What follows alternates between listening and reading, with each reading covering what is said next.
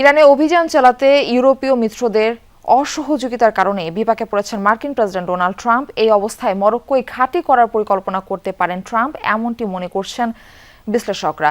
মার্কিন সামরিক বিমানে আকাশ সীমা ব্যবহার এবং ঘাঁটিতে অবতরণের সুযোগ দিতে অস্বীকৃতি জানায় স্পেন ও ইতালি।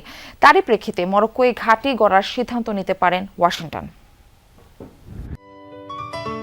সিলন টি রপ্তানিতে শীর্ষে। সিসিলির সিগোনেলা বিমান ঘাঁটি। ইরান যুদ্ধে অংশ নিতে মধ্যপ্রাচ্য যাচ্ছিল একটি মার্কিন সামরিক বিমান।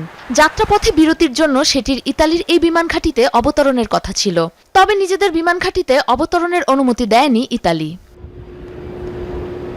এর আগে ইরানে হামলায় নিয়োজিত মার্কিন বিমানগুলোর জন্য নিজেদের আকাশপথ বন্ধ ঘোষণা করে স্পেন। অস্বীকৃতি জানায় যৌথভাবে পরিচালিত সামরিক ঘাঁটিগুলো ব্যবহারের অনুমতি দিতেও।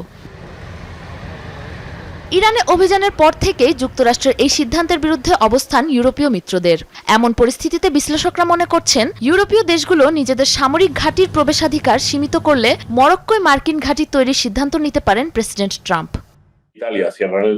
স্পেন ও ইতালি নিজেদের পথ পুরোপুরি আটকে দিলে পারস্য উপসাগরে পৌঁছাতে উত্তর ইউরোপের ওপর দিয়ে অনেকটা পথ যেতে হবে মার্কিন বাহিনীকে। আমার মনে হয় এমন পরিস্থিতিতে মরক্কোতে মার্কিন ঘাঁটি সরিয়ে নিয়ে যাওয়া কিংবা দেশটির সাথে এক ধরনের চুক্তিতে পৌঁছাবে ট্রাম্প। যুক্তরাষ্ট্রের সাথে অত্যন্ত গভীর ও কৌশলগত সামরিক সম্পর্ক থাকলেও বর্তমানে কোনো স্থায়ী মার্কিন ঘাঁটি নেই মরক্কোতে।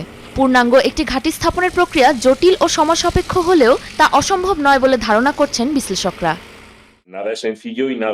একটি ঘাঁটি পরিচালনা করতে হলে ফাইবার অপটিক নেটওয়ার্ক থেকে শুরু করে বিদ্যুৎ সক্ষমতার মতো প্রয়োজনীয় কিছু সুযোগ সুবিধার প্রয়োজন, যা নিশ্চিতভাবে বর্তমানে নেই মরক্কোর কাছে। এটি তৈরি করা জটিল, কিন্তু অসম্ভব নয়।